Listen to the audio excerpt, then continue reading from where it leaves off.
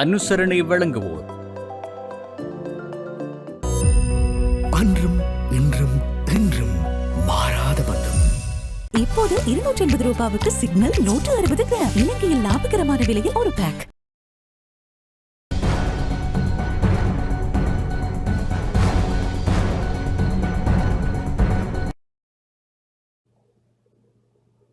வணக்கம். டான் தமிழொலி நிறுவன நேர பிரதான செய்திகள். முதலில் தலைப்புச் செய்திகள்.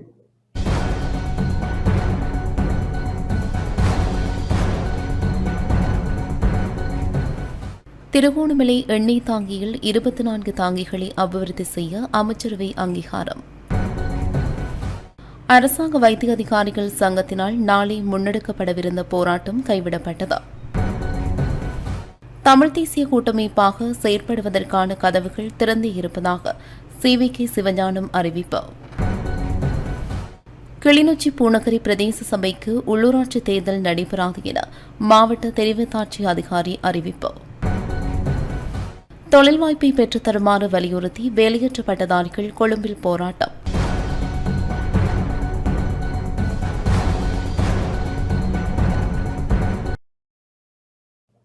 தொடர்வது முதன்மை செய்திகள்.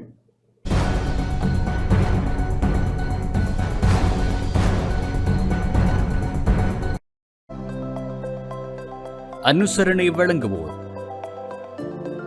சில பந்தங்கள் வாழ்நாள் முழுவதற்கும் நிப்பான் சிமெண்ட். திருகோணமலை எண்ணெய் தாங்கிகளில் 24 தாங்கிகளை அபிவிருத்தி செய்ய அமைச்சரவை அங்கீகாரம் வழங்கியுள்ளது.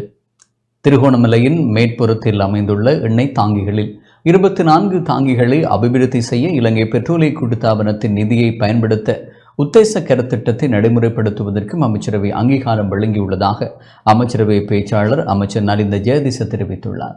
அமைச்சரவை முடிவுகளை அறிவிக்கும் வாராந்த ஊடகவியலாளர் சந்திப்பு அரசாங்க தகவல் திணைக்களத்தில் இன்று இடம்பெற்றது. இதன்போதே அவர் இதனை தெரிவித்துள்ளார்.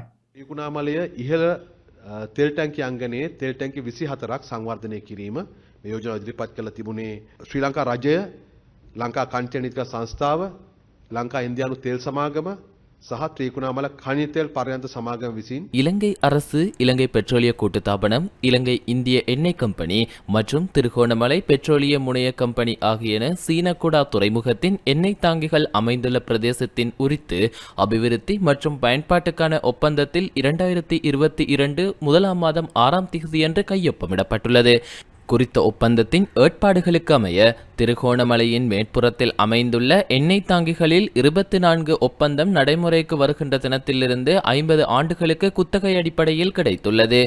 குறித்த எண்ணெய் தாங்கிகளை 3 ஆண்டுகளில் அபிவிருத்தி செய்து பூர்த்தி செய்யும் நோக்கில் 3 ஆண்டு கருத்திட்டம் ஒன்றை திட்டமிட்டு சாத்தியவள கற்கை உள்ளடங்கலாக ஆரம்ப கருத்திட்ட நடவடிக்கைகள் இலங்கை பெட்ரோலிய கூட்டுத்தாபனத்தால் மேற்கொள்ளப்பட்டுள்ளது. இக்கருத்திட்டத்திற்கு வீதி அபிவிருத்தி அதிகார சபை, இலங்கை புகையிரத திணைக்களம், சமுத்திர சுற்றாடல் பாதுகாப்பு அதிகார சபை உள்ளிட்ட ஏற்புடைய தரப்பினர்களின் அனுமதிகளும் தற்போது பெறப்பட்டுள்ளன. அதற்கமைய திரைசேரிக்கு செலவு சுமை ஏற்படாத வகையில் இலங்கை பெட்ரோலிய கூட்டுத்தாபனத்தின் நிதியை பயன்படுத்தி உத்தேச கருத்திட்டத்தை நடைமுறைப்படுத்துவதற்கு வலுசக்தி அமைச்சர் அவர்கள் சமர்ப்பித்துள்ள யோசனைக்கு அமைச்சரவை அங்கீகாரம் வழங்கியுள்ளது. එම ගිවිසුමේ විධිවිධාන පරිදි ත්‍රිකුණාමල ඉහළ තෙල් ටැංකි අංගනයේ තියෙන තෙල් ටැංකි 24ක්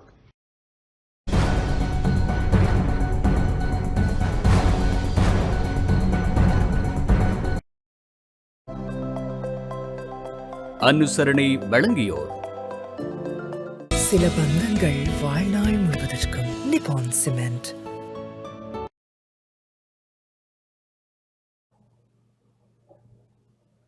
அம்பாறை மாவட்டம் கல்முனை வடக்கு பிரதேச செயலக விவகாரத்திற்கு நீதி வேண்டும் என நாடாளுமன்ற உறுப்பினர் கவேந்திரன் கோடீஸ்வரன் சபையில் வலியுறுத்தினார். கல்முனை வடக்கு பிரதேச செயலகம் தொடர்பில் அரசாங்கம் நீதியை பெற்றுக் கொடுக்க வேண்டும் என இலங்கை தமிழரசு கட்சி நாடாளுமன்ற உறுப்பினர் கவேந்திரன் கோடீஸ்வரன் வேண்டுகோள் விடுத்துள்ளார். நாடாளுமன்றத்தில் இன்று இடம்பெற்ற வரவு செலவு திட்டத்தின் மீதான குழுநிலை விவாதத்தில் கலந்து கொண்டு உரையாற்றும் போதே அவர் இதனை வேண்டுகோள் முன்வைத்துள்ளார். கல்முனை வடக்கு பிரதேச செயலகம் சம்பந்தமாக இந்த பிரதேச செயலகத்துக்கு இழைக்கப்பட்ட அநீதி சம்பந்தமாக இந்த இடத்திலே குறிப்பாக கூறலாம் என்று நினைக்கின்றேன். இந்த விடயத்துக்கு அமைச்சர் அவர்கள் தகுந்த பதிலையும் நான் பேசிய பின் தர வேண்டும் என்று நான் இந்த இடத்திலே கேட்டுக்கொள்ள விரும்புகின்றேன். அது மட்டுமல்ல, நான் வடக்கு பிரதேச செயலகம் சம்பந்தமாக கேள்வி பதில் நேரத்திலே நான் இந்த விடயத்தை முன்வைத்து கேள்வி கேட்டிருந்தேன். அதன் அடிப்படையிலே அதிலே நான் நினைக்கின்றேன், பொது நிர்வாக உள்நாட்டு அலுவலக அமைச்சின் பிரதி அமைச்சர் அவர்கள் ரூவான் சேனரத் அவர்கள் அதிலே கலந்து கொண்டிருந்தார் நினைக்கிறேன். அவர் அந்த பதிலுக்கு, நான் கேட்ட கேள்விக்கு அவர் பதிலை வருகின்ற பாராளுமன்றத்திலே தருவேன் என்று சொல்லியிருந்தார். ஆனால் இற்றவரை தரவில்லை. இருந்தாலும் இந்த விடயத்தை இங்கே இருக்கின்ற அமைச்சர் அவர்களிடம் இந்த உயரிய சபையின் ஊடாக நான் சொல்லலாம் என்று நினைக்கின்றேன். வடக்கு பிரதேச செயலகம் என்பது 1989 ஆண்டு உப பிரதேச செயலகமாக இருந்தது. அதன் பின் 1993 ஆண்டு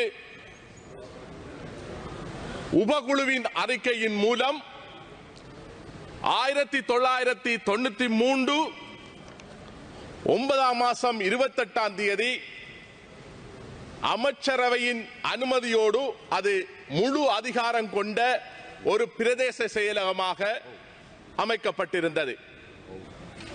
வளங்களும் அந்த பிரதேச செயலகத்துக்கு கொடுக்கப்பட்டிருக்கின்றது.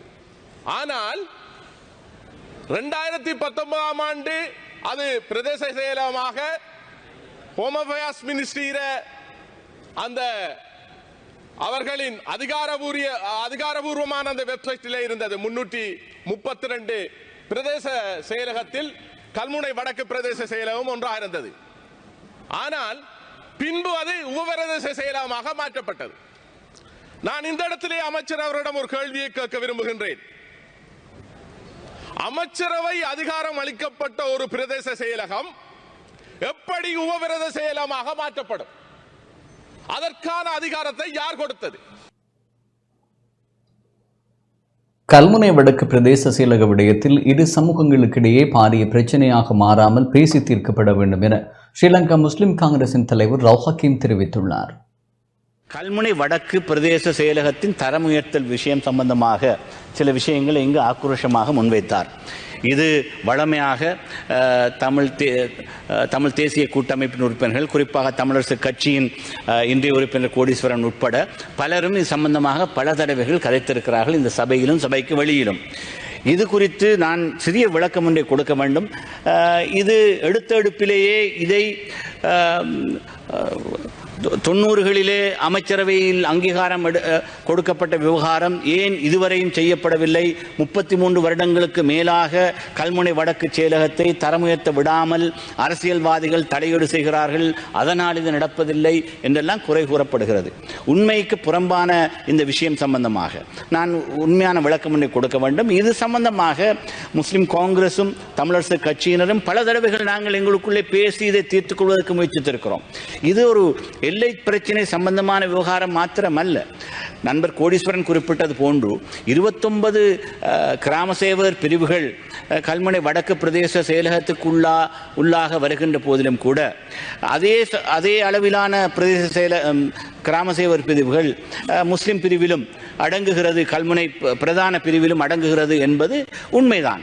ஆனால் 29 கிராம சேவகர் பிரிவுகள் தலா இருக்கத்தக்கதாக 70% நிலப்பரப்பு இந்த 29 தமிழ் பிரதேச செயலக பிரிவுக்குள் இருக்கின்ற காரணத்தினால் தான் பாரிய எதிர்ப்புகள் அந்த பிரதேசத்து முஸ்லிம் மக்களுக்கு மத்தியில் எழுந்திருக்கிறது.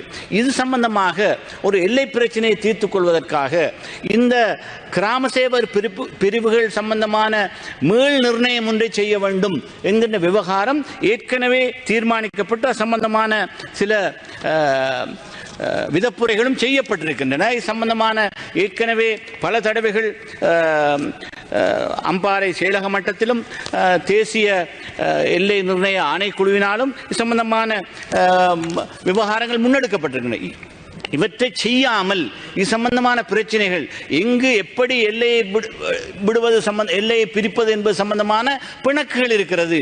இதை நாங்கள் பேசி தீர்த்துக் கொள்ள வேண்டும். ரெண்டு சமூகங்களுக்கு இடையிலே இருக்கின்ற ஒரு பாரிய பிரச்சனையாக இது மாறாமல் இதை நாங்கள் தீர்த்துக் கொள்வதற்கு இணக்கபூர்வமான முயற்சிகளில் பல தடவைகள் நாங்கள் ஈடுபட்டிருந்தோம். கடந்த அரசு காலத்திலே வஜ்ர அபேவர்த்தன அமைச்சராக இருந்த போது பல தடவைகள் கூடி பேசி நாங்கள் இதுக்கு ஒரு தீர்வு காண முடியுமா என்ற முயற்சி செய்த போதும் அது பலன் தரவில்லை என்பது சம்பந்தமாக நாங்கள் கவலை இருக்கிறோம். இருந்தாலும் இதை பலாத்காரமாக பாராளுமன்றத்திலே அழுத்தி கதைப்பதன் மூலம் மாத்திரம் தீர்த்துக் கொள்ள முடியாது.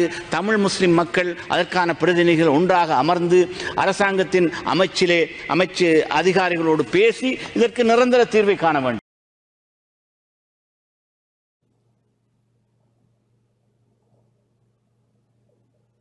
சபையில் ஒழுக்கமாக நடந்து கொள்ளுமாறு நாடாளுமன்ற உறுப்பினர்களான சாணக்கியன் மற்றும் அர்ஜுனா ஆகியோருக்கு சபாநாயகர் எச்சரிக்கை விடுத்துள்ளார்.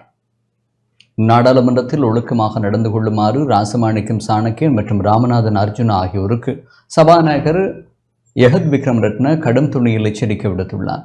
நாடாளுமன்றம் என்று கூடிய போது மட்டக்களப்பில் இடம்பெறும் வாழ்வெட்டு சம்பவங்கள் குறித்து சாணக்கியன் எம்பி சபையில் கவனத்திற்கு கொண்டு வர முயற்சித்தார்.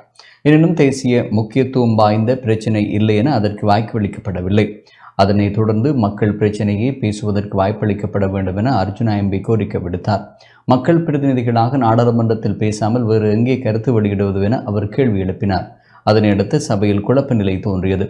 நாடாளுமன்றத்தில் கடந்த காலங்களில் உறுப்பினர்களுக்கு தமது பிரச்சனைகளை வெளிக்கொண்டு வர வாய்ப்பளிக்கப்பட்டதைப் போல சந்தர்ப்பம் வழங்குமாறு எதிர்க்கட்சித் தலைவர் சஜித் பிரேமதாச இதன்போது வேண்டுகோள் விடுத்தார். அதன் பின்னர் சாணக்கியன் எம்பி மட்டக்களப்பில் வாழ்வெட்டு சம்பவங்கள் தொடர்பிலான பிரச்சனைகளை முன்வைத்தார். இதேவேளை அர்ஜுனா எம்பியும் அங்கு கருத்து வெளியிட்டார். நாடாளுமன்றத்தில் தனது நடத்தை குறித்து மன்னிப்பு கோருவதாக அவர் கூறினார். மேலும் திருகோணமலை மாவட்ட வைத்தியசாலையில் வைத்தியர் ஒருவர் நோயாளிகளை தாக்கி அது பற்றி காணொலியை வெளியிட்டுள்ளதாக குறிப்பிட்டார். எனினும் அதன்போது குறுக்கிட்ட சபாநாயகர் இந்த விடயத்தை தனிநபர் பிரேரணை ஒன்றினூடாக முன்வைக்குமாறு கோரினார். அதன் பின்னர் சாணக்கியன் அர்ஜுனா ஆகிய நாடாளுமன்ற உறுப்பினர்கள் இருவரும் சபையில் எதிர்ப்பு வெளியிட்டனர். இதன்போது கருத்து வெளியிட்ட சபாநாயகர் நாடாளுமன்றத்தில் இருவரின் நடத்தை கவலை அளிப்பதாகவும் ஒழுக்கமாக நடந்து கொள்ளுமாறும் எச்சரிக்கை விடுத்தார்.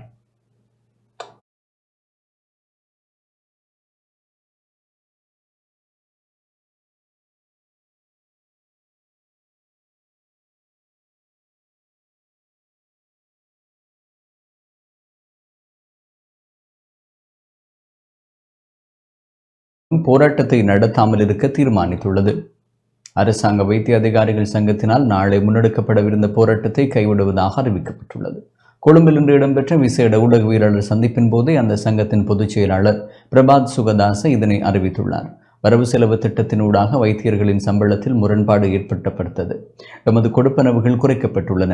இது குறித்து ஆராய்வதற்காக எமது சங்கத்தின் மத்திய செயற்குழு நேற்று கூடி வேலைநிறுத்த போராட்டத்தில் ஈடுபடுவதென தீர்மானிக்கப்பட்டது.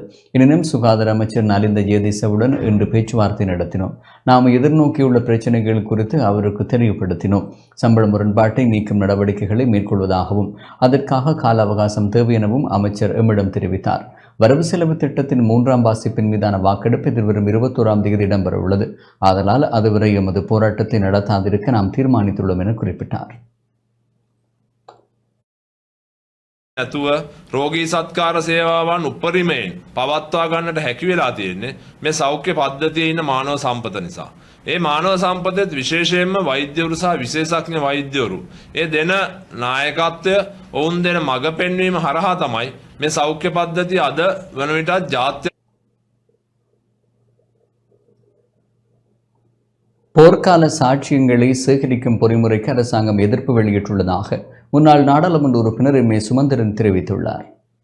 ஐக்கிய நாடுகள் மனித உரிமை பேரவையால் முன்னெடுக்கப்பட்ட போர்க்கால சாட்சியங்களை சேகரிக்கும் பொறிமுறைக்கு அரசாங்கம் எதிர்ப்பு வெளியிட்டுள்ளதாக முன்னாள் நாடாளுமன்ற உறுப்பினர் எம். ஏ. சுமந்திரன் தெரிவித்துள்ளார். கொழும்பில் இன்று இடம்பெற்ற ஊடகவியலாளர் சந்திப்பின் போது அவர் இதனை குறிப்பிட்டார்.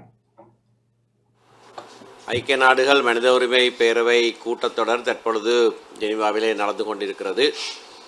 இந்த கூட்டத்தொடரின் ஆரம்பத்திலே இலங்கையின் வெளிவிவகார அமைச்சர் விஜித ஹேரத் அவர்கள் பிப்ரவரி 25ஆம் தேதி அங்கே ஒரு உரையை ஆற்றியிருந்தார்.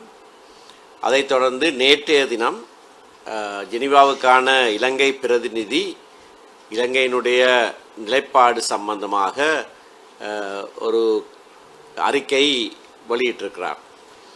இந்த இரண்டு பேச்சுக்களையும் பார்க்கிற போது ஐக்கிய நாடுகள் மனித உரிமை பேரவை இத்தனை காலமாக, அதாவது 2012ஆம் ஆண்டிலே இருந்து இலங்கையிலே பொறுப்பு கூறலையும் நல்லிணக்கத்தையும் ஏற்படுத்துவதற்கு எடுத்திருக்கிற முயற்சிகளுக்கு தடை செய்கிற வண்ணமான கூற்றுக்கள் இப்பொழுது வெளியாகி வருகின்றன.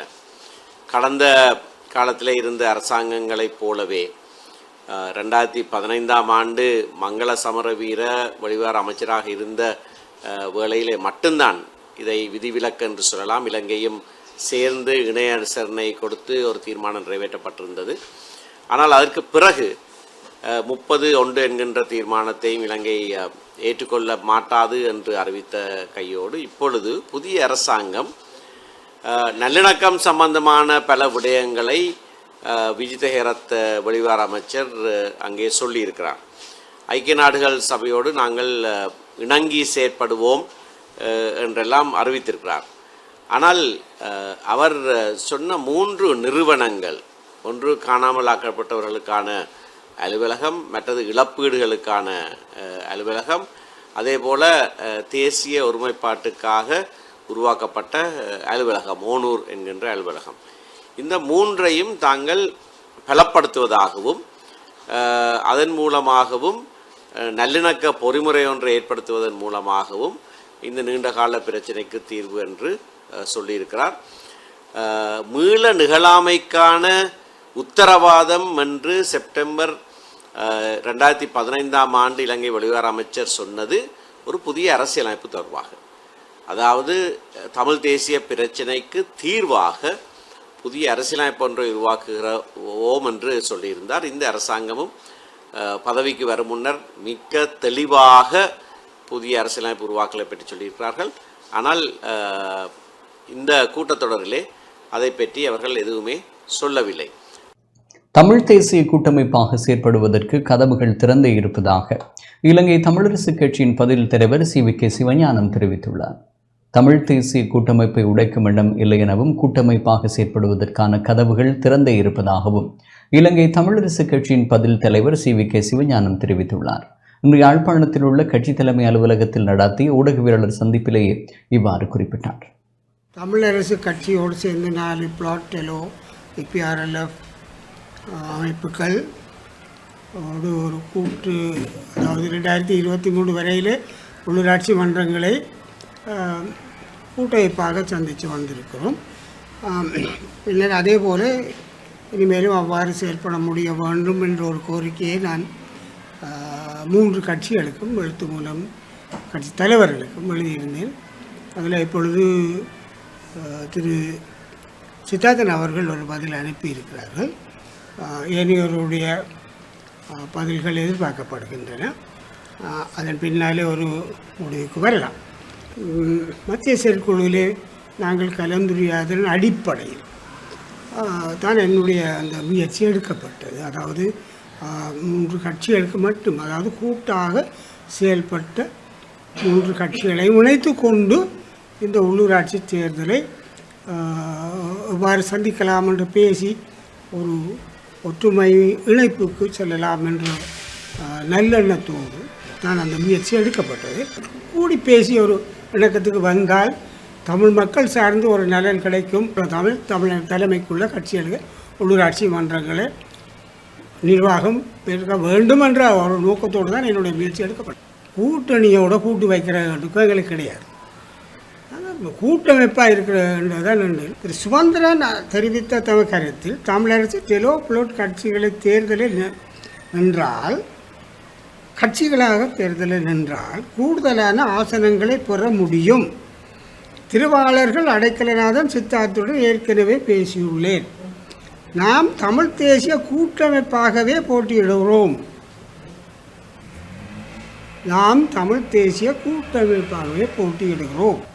இதுதான் தீர்மானம். நாங்கள் தனித்து போகிறோம், கூட்டமைப்பை உடைக்கிறோம் அப்படிலாம் சொன்னாங்களோ, பேசலையே. இந்த தீர்மானம் சொல்லி முடிகிறது கிடையாது, ஊடகங்கள் சொல்லி முடிகிறது கிடையாது. தமிழரசு கட்சி தனி வழியை போகுது, கூட்டமைப்பை உடைச்சி போடுவோம் எல்லாரும் சேர்ந்து.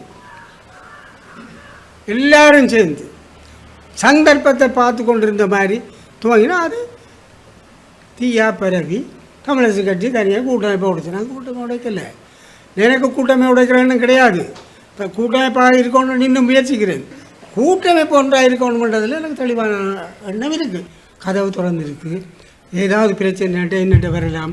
என்னட்ட வீட்டில் நீங்கள் வந்து என் மேய்ச்சல் அங்கத்துவ படிவம் இருக்குது, தேர்தல் விண்ணப்ப படிவம் வச்சுருக்கேன், கொடுப்பேன். எனக்கு வர வேணுமென்று தான் சொல்கிறேன். கிளிநொச்சி பூநகரி பிரதேச சபைக்கு உள்ளூராட்சி மன்ற தேர்தல் நடைபெறாது என மாவட்ட தேர்தல் தெரிவத்தாட்சியாளர் தெரிவித்துள்ளார். உள்ளூராட்சி மன்ற தேர்தல் வேட்புமனு தாக்கல் காலம் அறிவிக்கப்பட்டுள்ள நிலையில் கிளிநொச்சி மாவட்டத்தில் பூநகரி பிரதேச சபைக்கான தேர்தல் இடம்பெறாது என மாவட்ட தேர்தல் தெரிவத்தாட்சியாளர் தெரிவித்துள்ளார். நடைபெறவுள்ள உள்ளூராட்சி மன்ற தேர்தலில் கிளிநொச்சி மாவட்டத்தில் பூநகரி பிரதேச சபைக்கான தேர்தலுக்கு கட்சிகள் கட்டுப்பணங்களோ வேட்புமனுக்களோ செலுத்த முடியாது என கிளிநொச்சி மாவட்ட தேர்தல் தெரிவத்தாட்சியாளரும் மாவட்ட பதில் அரசு அதிபருமான எஸ். முரளிதரன் தெரிவித்துள்ளார். தேர்தல் ஆணைக்குழுவிடமிருந்து கிடைக்கப்பெற்ற சுற்று நிரூபத்துக்கு அமைவாக உள்ளூர் அதிகார சபைகள் தேர்தல் 2025க்கு அமைவாக கிளிநொச்சி மாவட்டத்திலே காணப்படுகின்ற 3 உள்ளூர் அதிகார சபைகளிலே பூநகரி அதிகார சபை உள்ளூர் அதிகார சபை தவிர்ந்த கரைச்சி மற்றும் பச்சிலப்பள்ளி உள்ளூர் அதிகார சபைக்கான பெயர் குறித்த நியமனங்களை கையேற்பதற்கான திகதிகள் தொடர்பான அறிவுறுத்தல் வழங்கப்பட்டிருக்கின்றது. அந்த வகையிலே வைப்பு பணத்தை பெற்றுக்கொள்வதற்கான திகதியாக மார்ச் 3ஆம் தேதியிலிருந்து மார்ச் 19ஆம் தேதி வரையிலான காலப்பகுதி அறியத்தரப்பட்டிருக்கின்றது. இந்த காலப்பகுதியிலே அலுவலக நாட்கள், விடுமுறை நாட்கள், சனி ஞாயிறு, போயார் தினங்கள் தவிர்ந்த அலுவலக நாட்களிலே 8:30 மணி முதல் மாலை 4:15 மணி வரை தங்களுடைய வைப்பு பணத்தை செலுத்த முடியும். அதற்கு அப்பால் பெயர் குறித்த நியமனங்களை கையேற்பதற்காக மார்ச் 17ஆம் தேதி முதல் மார்ச் 20ஆம் தேதி நண்பகல் 12 மணி வரை பெயர் குறித்த நியமன பத்திரங்களை கையேற்பதற்கான திகதியும் அறியத்தரப்பட்டிருக்கின்றது.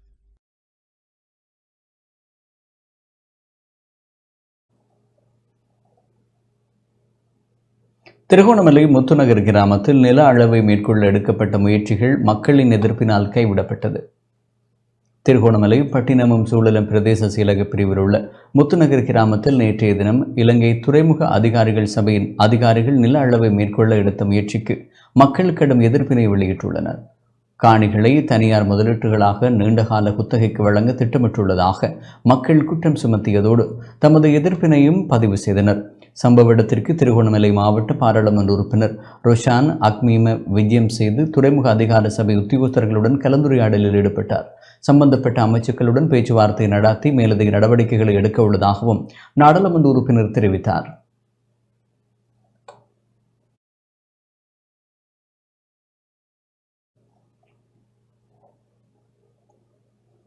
ஹட்டன் செனன் கேஎம் தோட்டப்பிரிவில் தோட்டத் தொழிலாளர்களின் தொடர் குடியிருப்பில் ஏற்பட்ட திடீர் தீ பரவலால் 12 வீடுகள் முற்றாக சேதமடைந்துள்ளன.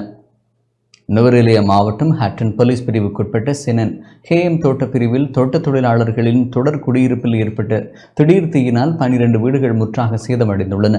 இதன் காரணமாக குறித்த குடியிருப்பில் வசித்த 100க்கும் மேற்பட்டவர்கள் பாதிக்கப்பட்டுள்ளனர்.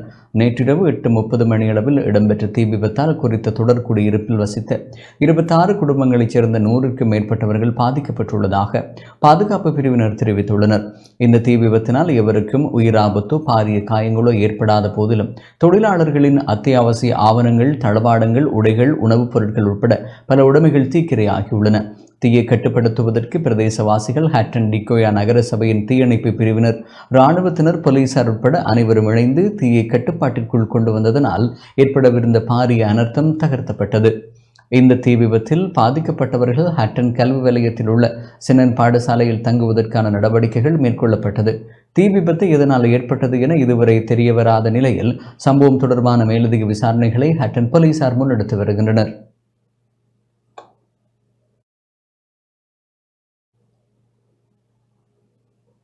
இதேவேளை ஹட்டன் தீ விபத்தில் பாதிக்கப்பட்ட மக்களை நாடாளுமன்ற உறுப்பினர் ஜீவன் தொண்டமான் சந்தித்து கலந்துரையாடியுள்ளார். ஹட்டன் செனன் தோட்ட KM பிரிவு தோட்ட தொழிலாளர்களின் தொடர் குடியிருப்பு ஒன்றில் நேற்றிரவு ஏற்பட்ட தீப்பரவல் சம்பவம் தொடர்பில் அறிந்த இலங்கை தொழிலாளர் காங்கிரசின் பொதுச் செயலாளரும் நாடாளுமன்ற உறுப்பினருமான ஜீவன் தொண்டமான் உடனடியாக பாதிக்கப்பட்ட பிரதேசத்திற்கு சென்று பாதிக்கப்பட்ட மக்களை சந்தித்து கலந்துரையாடியதுடன் தோட்ட நிர்வாகத்துடன் கலந்துரையாடி தேவையான அனைத்து நடவடிக்கைகளையும் மேற்கொள்வதாக தெரிவித்தார்.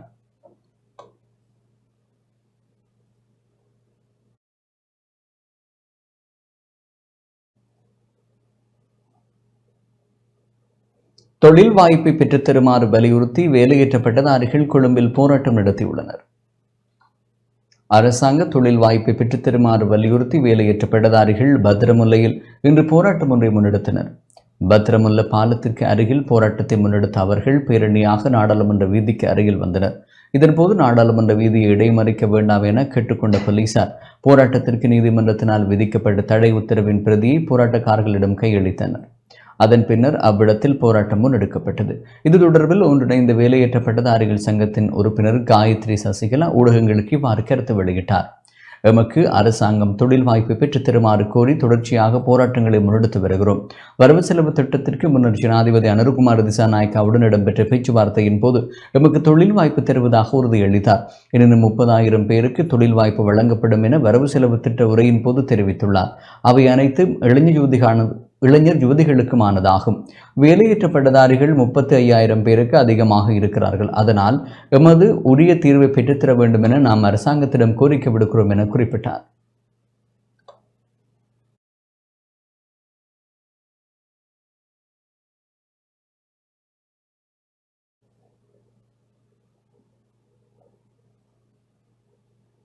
நோவுட் மக்களின் தேவையை நிராகரிக்க முடியாது என நாடாளுமன்ற உறுப்பினர் வேலுசாமி ராதாகிருஷ்ணன் தெரிவித்துள்ளார்.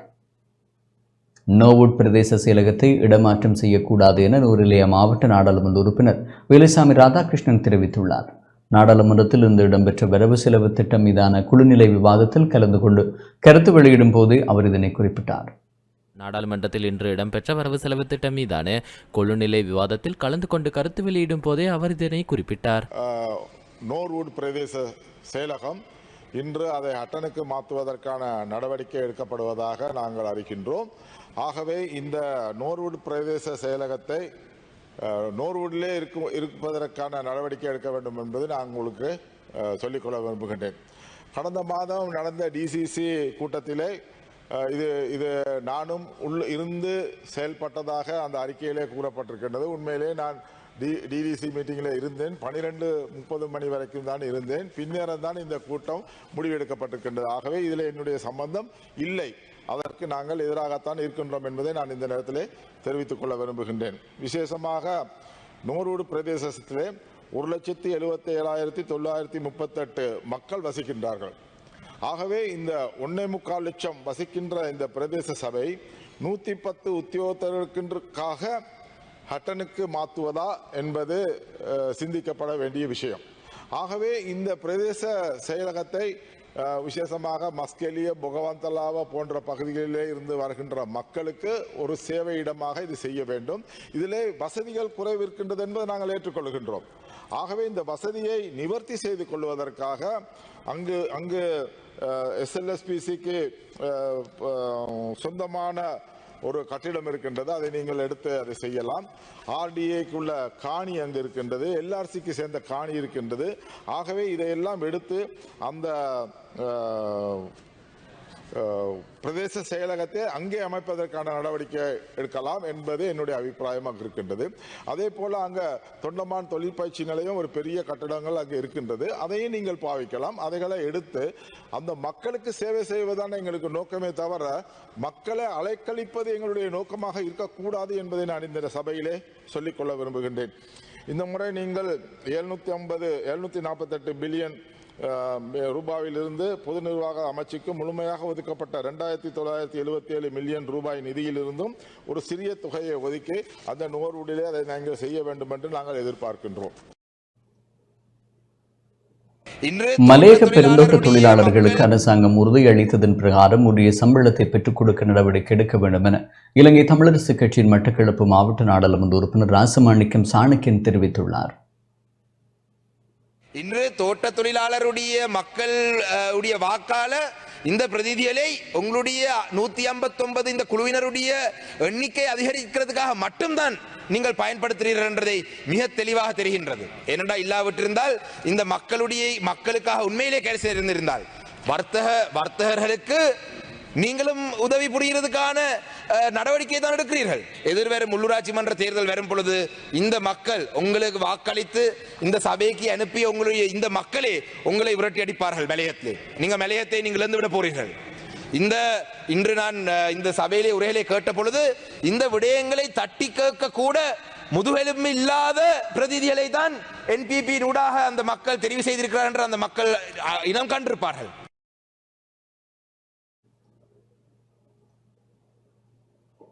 புற்றுநோய் அவதானிப்புகளை பலப்படுத்தும் கருத்திட்டத்தை நடைமுறைப்படுத்த அமைச்சரவை அங்கீகாரம் வழங்கியுள்ளது.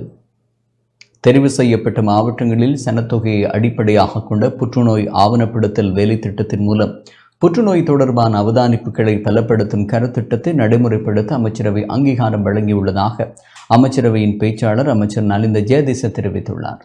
அமைச்சரவை முடிவுகளை அறிவிக்கும் வாராந்த ஊடகவியலாளர் சந்திப்பு அரசாங்க தகவல் திணைக்களத்தில் இன்று இடம்பெற்றது. இதன் போதே அவர் இதனை தெரிவித்துள்ளார்.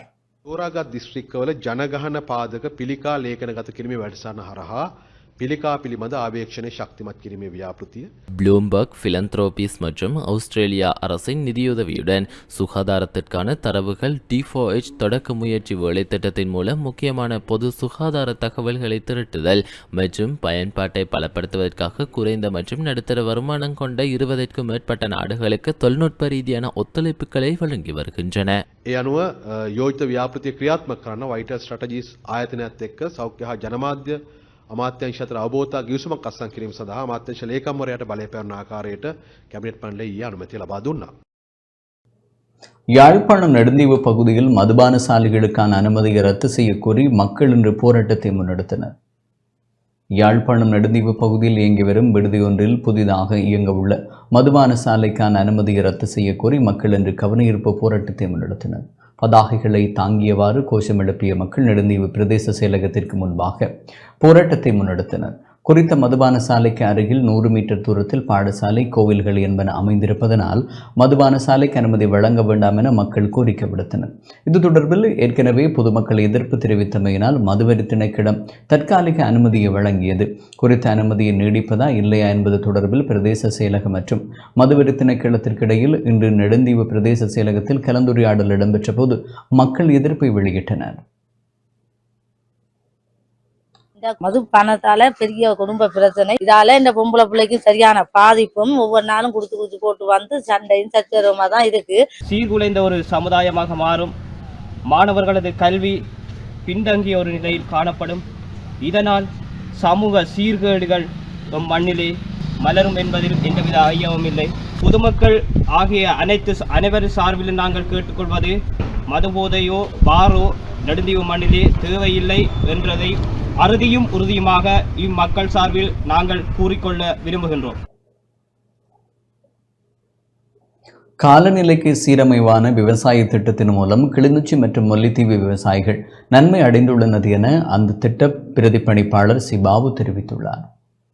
உலக வங்கியின் நிதி உதவியில் காலநிலைக்கு சீரமைவான நீர்ப்பாசன விவசாய திட்டம் மூலம் கிளிநொச்சி மற்றும் முல்லைத்தீவு மாவட்ட விவசாயிகள் பொருளாதார மற்றும் தொழில்நுட்ப ரீதியில் நன்மை அடைந்துள்ளனர் என காலநிலைக்கு சீரமைவான நீர்ப்பாசன திட்ட பிரதிப்பணிப்பாளர் சிபாபு தெரிவித்துள்ளார். இன்று கிளிநொச்சியில் ஊடக சந்திப்பை நடத்திய வேளை இவ்வாறு குறிப்பிட்டார். விவசாய திட்டம் இலங்கையின் 6 மாகாணங்களில் 11 மாவட்டங்களில் நடைமுறைப்படுத்தப்பட்டு கொண்டு இருக்கின்றது. கிட்டத்தட்ட $125 மில்லியன் இதற்காக உலக வங்கி வழங்கியுள்ளது. வடமாகாணத்தை பொறுத்தவரையில் கிளிநொச்சி மாவட்டத்தில் காணப்படும் மண்டக்கல்லாறு ஆற்றுப்படுக்கையையும் முல்லைத்தீவு மாவட்டத்தில் காணப்படும் பேராறு ஆற்றுப்படுக்கையையும் அடிப்படையாக கொண்டு இந்த திட்டம் நடைமுறைப்படுத்தப்பட்டு கொண்டிருக்கின்றது. இந்த திட்டத்தின் முக்கிய நோக்கமாக கருதப்படுவது காலநிலை மாற்றத்தினால் ஏற்பட போகின்ற பாதிப்புகளை இருந்து இந்த திட்டப்பகுதிகளில் வசிக்கும் விவசாயிகள் விரைவாக மீண்டெழுந்து மீளவும் தமது தொழில் நடவடிக்கைகளை, அதாவது விவசாய நடவடிக்கைகளை முன்னெடுப்பதற்காகத்தான் இந்த திட்டம் ஆரம்பிக்கப்பட்டது. இந்த 2 மாவட்டங்களிலும் காணப்படும் கிட்டத்தட்ட 83 குளங்கள் புனரமைத்து இருக்கின்றோம். அந்த குள புனரமைப்புக்கு நாங்கள் கிட்டத்தட்ட 3500 மில்லியன் ரூபாய்களை செலவிட்டு இருக்கின்றோம். நாங்கள் விவசாயிகளுக்கு தேவையான புதிய தொழில்நுட்பம், விவசாய தொழில்நுட்பங்களை நாங்கள் அறிமுகப்படுத்தி அதன் மூலம் அவர்களது விளைச்சலை அதிகப்படுத்தி செலவினங்களை குறைப்பதற்காக பல தொழில்நுட்பங்களை அறிமுகப்படுத்தி கொண்டிருக்கிறோம். அந்த வகையிலே நாங்கள் அண்மையில் கடந்த வருட இறுதியில் நெல் பயிர் செய்யும் விவசாயிகளுக்கு லேசர் தொழில்நுட்பத்தை பயன்படுத்தி அவர்களது வயல்களை மட்டப்படுத்தி சரியான முறையில் குறைந்தளவு நீருடன் அவர்களது நெற்பயிற்சிகளை முன்னெடுப்பதற்காக நாங்கள் நாற்று நடுகை முறையையும் அதனுடன் சேர்த்து இணைத்து நாங்கள் அவர்களுக்கு அந்த புதிய தொழில்நுட்பத்தை அறிமுகப்படுத்தி இருந்தோம். ஆர்வமுள்ள விவசாயிகள் வேல்யூ அடிஷன் அல்லது பெறுமதி சேர்த்தல் என்று சொல்லப்படுகின்ற உதாரணத்துக்கு நிலக்கடலையோ அல்லது கச்சா வேறு உளுந்து பயிர் போன்றவற்றை அவ்வாறே விற்பனை செய்யாமல் ஏதாவது ஒரு வகை மாவாக்கியோ அல்லது வேறு ஏதாவது பொருட்களை செய்தோ சந்தையில் விற்பனை செய்வதன் மூலம் அதில் கூட அவர்கள் அதிக லாபத்தை ஈட்டக்கூடியதாக இருக்கும். அவ்வாறான பயிற்சிகளை கூட நாங்கள் அவர்களுக்கு வழங்கி அவர்களது வாழ்வாதாரத்தை அவர்களது பொருளாதாரத்தை உயர்த்துவதற்கு வழிவகை செய்து கொண்டிருக்கின்றோம். இந்த திட்டம் நீர்ப்பாசன விவசாய திட்டம் அந்த 2 இலக்குகளையும் நாங்கள் வெற்றிகரமாக அடைந்து கொண்டு இருக்கின்றோம். இந்த வருட முடிவுக்குள் நமது திட்டத்தின் இலக்குகளை நாங்கள் நிறைவேற்றுவோம் என்று. மட்டக்களப்பு ஆரையம்பதி கடலில் மிதந்து வந்த பொருளை திறந்து பார்க்க முற்பட்ட போது ஏற்பட்ட வெடிச்சம்பவத்தில் இளைஞர் ஒருவர் படுகாயமடைந்துள்ளார். மட்டக்களப்பு காத்தான்குடி போலீஸ் பிரிவுக்குட்பட்ட ஆரையம்பதி கடற்பகுதியில் மிதந்து வந்த பொருளை திறந்து பார்க்க முற்பட்ட போது இடம்பெற்ற வெடிச்சம்பவத்தில் இளைஞர் ஒருவர் படுகாயமடைந்துள்ளார். நேற்று மாலை இடம்பெற்ற இந்த சம்பவத்தில் ஆரையம்பதி திருநெற்றுக்கணி பகுதியைச் சேர்ந்த 23 வயதுடைய வரதராஜன் எனும் இளைஞனே படுகாயமடைந்தவர் ஆவார். இவர் ஆரையம்பதி வைத்தியசாலையில் அனுமதிக்கப்பட்டு மேலதிக சிகிச்சைகளுக்காக மட்டக்களப்பு போதனா வைத்தியசாலைக்கு கொண்டு செல்லப்பட்டுள்ளார். 4 இளைஞர்களால் கடலில் குளித்துக் கொண்டிருந்த போது குறித்த பொருள் கடலில் மிதந்து வந்த நிலையில் அதனை திறக்க முற்பட்ட போதே வெடிப்பு சம்பவம் இடம்பெற்றுள்ளது. போலீசார் மற்றும் இராணுவத்தினர் இது தொடர்பான விசாரணைகளை முன்னெடுத்து வருகின்றனர்.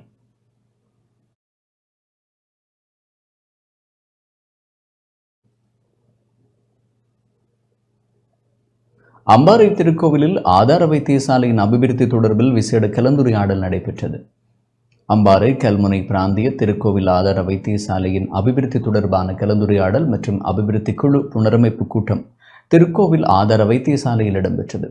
கூட்டத்தில் திருக்கோவில் ஆதார வைத்தியசாலையின் மிக நீண்ட காலமாக நிலவி வரும் குறைபாடுகள் மற்றும் அதனை நேர்த்தி செய்வதற்கான திட்டங்கள் தொடர்பாகவும் கலந்துரையாடப்பட்டது.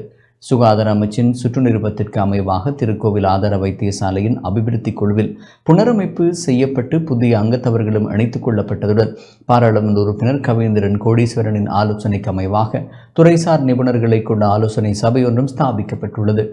கூட்டத்தில் பாராளுமன்ற உறுப்பினர் கவேந்திரன் கோடீஸ்வரன், வைத்தியசாலையின் வைத்திய அத்தீட்சகர் வைத்தியர் மர்சூட், திருக்கோவில் பிரதேச செயலாளர் கஜேந்திரன், கல்முனை வடக்கு பிரதேச செயலாளர் அதியராஜ், ஓய்வு பெற்ற சுகாதார வைத்திய அதிகாரி திருமதி சுலோஷனா ராஜேந்திரன் உட்பட பலரும் கலந்து கொண்டனர்.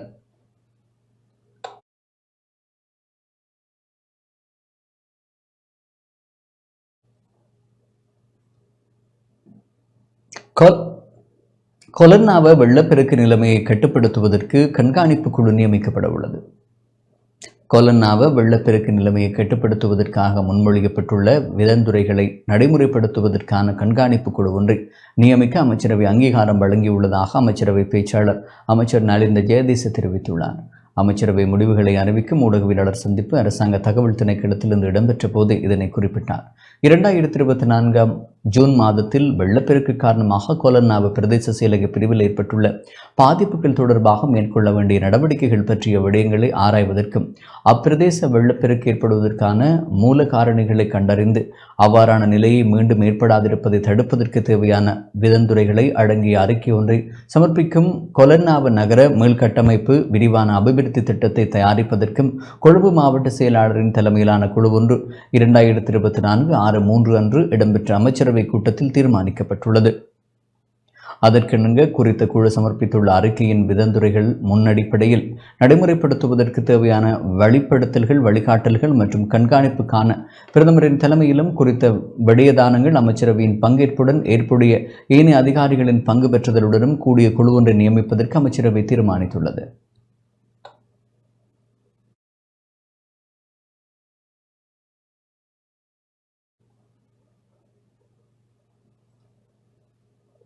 பாதுகாப்பு அமைச்சின் அனர்த்த முகாமைத்துவ நிலையத்திற்கு பணிப்பாளர் நாயகத்தை நியமிக்க அமைச்சரவை அங்கீகாரம் வழங்கியுள்ளது. பாதுகாப்பு அமைச்சின் அனர்த்த முகாமைத்துவ நிலைய பணிப்பாளர் நாயகம் பதவிக்கு ஓய்வு நிலை மேஜர் ஜெனரல் சம்பத் கொட்வேகொட அவர்களை நியமிக்க அமைச்சரவை அங்கீகாரம் வழங்கியுள்ளதாக அமைச்சரவை பேச்சாளர் தெரிவித்துள்ளார்.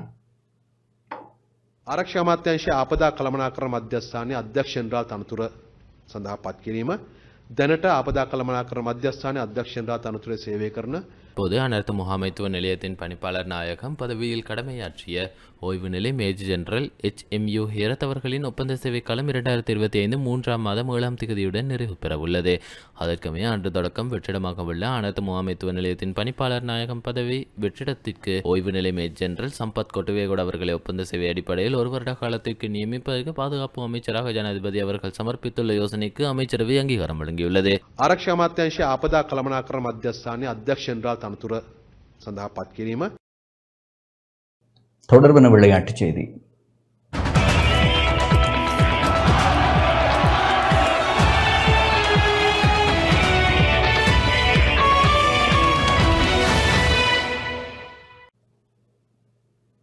மட்டக்களப்பு இந்து கல்லூரியின் வருடாந்த இல்லமேவுணர் விளையாட்டுப் போட்டி இன்று மாலை சிறப்பாக நடைபெற்றது. மட்டக்களப்பு இந்து கல்லூரியின் வருடாந்த இல்லமேவுணர் விளையாட்டுப் போட்டி கல்லூரியின் அதிபர் பகீரதன் தலைமையில் கல்லூரி மைதானத்தில் சிறப்பாக நடைபெற்றது. பிரதம அதிதியாக மட்டக்களப்பு மாநகர ஆணையாளர் என் தனஞ்சியன் கலந்து கொண்டார். பேண்டு வாத்தியத்தோடு அதிதிகள் அழைத்து வரப்பட்டு தேசிய கொடியேற்றப்பட்டு ஒலிம்பிக் சுடரேற்றலுடன் நிகழ்வுகள் ஆரம்பமாகின. மாணவர்களின் அணிநடை மரியாதையை அதிதிகள் ஏற்றுக்கொண்டனர். சுவட்டு நிகழ்வுகள் மற்றும் மைதான விளையாட்டு நிகழ்வுகளும் இடம்பெற்றதோடு கராத்தே மற்றும் உடற்பயிற்சி கண்காட்சியும் இடம்பெற்றன.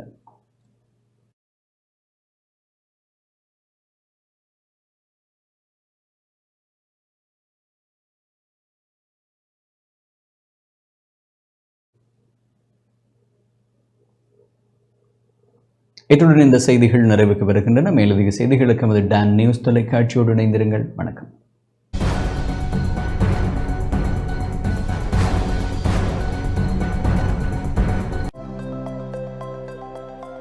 அனுசரணை வழங்கியோர் அன்றும் இன்றும் என்றும் மாறாத பந்தம். இப்போது 280 ரூபாவுக்கு சிக்னல் 160 கிராம். இலங்கையில் லாபகரமான விலையில் ஒரு பேக்.